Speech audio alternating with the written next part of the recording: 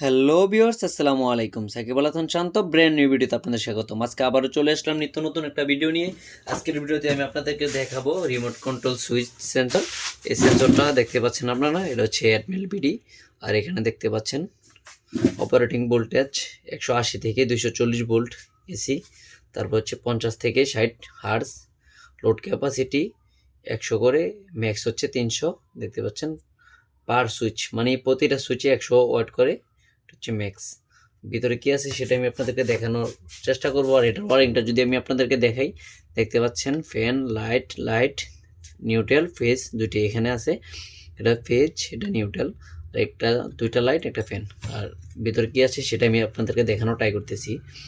সেক্ষেত্রে হচ্ছে আমাদের টুইজার লাগবে। দেখতে পাচ্ছেন এটা এখানে গ্লু দিয়ে আটকানো, তো টুইজার দিয়ে আমরা এভাবে খুলবো। দেখতে পাচ্ছেন এখানে গাম দেওয়া, কি পরিমাণ ঘাম দিয়ে আটকানো দেখতে পাচ্ছেন। সাইডগুলো আমরা টুইজার দিয়ে করে নিব। প্রচুর পরিমাণে এখানে গাম দিয়ে আটকানো ছিল।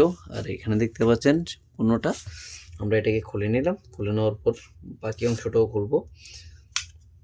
কি দিয়ে বানানো হয়েছে সেটা আমি আপনাদেরকে দেখানোর জন্য এটাকে খুলে ফেললাম। দেখতে পাচ্ছেন এটা খুললাম। খোলার পরে এখান থেকে হচ্ছে গামগুলোও সরিয়ে দিব আমরা। দেখতে পাচ্ছেন এটা গ্লুগান দিয়ে করা। আর এখানে আমরা আরও কয়েকবার খুলেছিলাম এগুলা, তো খোলার ক্ষেত্রে ভিডিও দেওয়া হয় নাই। এটা ছোট আইসি দিয়ে করা ছিল, এটা একটু বড় আইসি দিয়ে করা। তারপর হচ্ছে পার্স কোয়ালিটি যদি বলি, এখানে অনেকগুলো রেস্টোর দেওয়া, তারপর হচ্ছে পিএফ, সবগুলো একটু ভালো মানের করা। এটা একটু মানটা অনেক ভালোই পেয়েছি আমরা। এখানে সব এভারেজ মিলিয়ে সবগুলোই ঠিকঠাক ছিল। তারপর হচ্ছে লাইনটা পাচ্ছে না, সেক্ষেত্রে এটাকে আমি খুলে ফেললাম। ভাবলাম যে আপনাদেরকেও দেখাই লাইনটা কী কারণে পাচ্ছে না, সেটা আমরা ট্রাই করব। তারপরে পরবর্তীতে আপডেটভাবে এটাকে বসানোর চেষ্টা করব। সেক্ষেত্রে হচ্ছে যে কাজটা করতে হবে আমাদেরকে, সেটা হচ্ছে মাল্টিমিটারের সাহায্যে আমরা হচ্ছে ফার্স্ট টাইম হচ্ছে এখানে যে সমস্যাটা হয়, একটা জেনারেটর থেকে 5 ভোল্টের, এটা আমরা সবাই জানি। জেনারেটরটাও মাঝে মধ্যে শর্ট হয়ে যায়, তো জেনারেটরটা আমরা এভাবে এখান থেকে হচ্ছে X1 দিয়ে মাপবো, তারপর হচ্ছে বুঝতে পারবো। দেখতে পাচ্ছেন এখানে একটা ডায়োড আছে, এটা হচ্ছে নর্মাল ডায়োড, ঠিক আছে। তারপর হচ্ছে জেনারেটর আছে, জেনারেটরের ভোল্টেজটা আমরা দেখতেছি।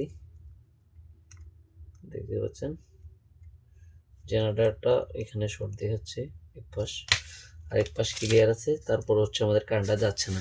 এখানে থেকে হচ্ছে আমাদের ফেজের লাইনটা দেখতে হবে, এবং কি এখানে রেজিস্টরটা আছে, রেজিস্টরটা দেখতে হবে। রেজিস্টর দেখলাম আমরা। তারপর হচ্ছে প্রতিটা পার্টস এখান থেকে আমরা দেখব। এই ফেজ লাইনটা এখান থেকে দেখব। এটা হচ্ছে নিউট্রাল লাইন, নিউট্রাল লাইনে রেজিস্টারটা করা। তো নিউট্রাল লাইনটা আমরা দেখবো আগে। নিউট্রাল লাইনটা থেকে রেজিস্টারটা করা ছিল, এটা লাইন পাচ্ছে।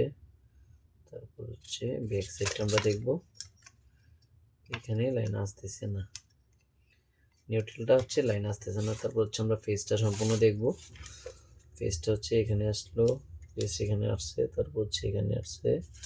এখানে আসার পরে হচ্ছে ফেজ থেকে এখান থেকে নেওয়া হয়েছে ভোল্টেজ, এখানে ভোল্টেজ আসতেছে না।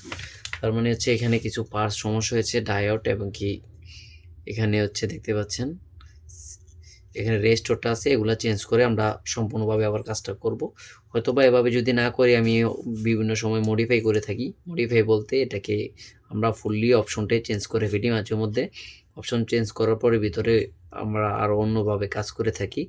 যেমন কাজ বলতে এখানে আমরা 5 ভোল্টের বিভিন্ন সার্কিট বসাই, বা বিভিন্ন এসএমপিএস দিয়ে কাজটা করি পাওয়ার দিয়ে। সেক্ষেত্রে কাজটা আরও একটু উন্নত হয়, আর মালটাও একটু টেকসই বেশি হয়, যে ডিভাইসটা টেকসইটা অনেক দিন বেশি হবে। তো আশা করি বুঝতে পেরেছেন। যদি ভিডিওটি ভালো লেগে থাকে, লাইক কমেন্ট সাবস্ক্রাইব করে আমাদের পাশে থাকবেন। আর আমাদের নিত্য নতুন ভিডিও পাওয়ার জন্য আমাদের ফেসবুক পেজটি ফলো দিয়ে রাখবেন, এবং কি ইউটিউব চ্যানেলটি সাবস্ক্রাইব করে রাখবেন। সবাই ভালো থাকবেন, সুস্থ থাকবেন। ধন্যবাদ সবাইকে ভিডিওটি দেখার জন্য।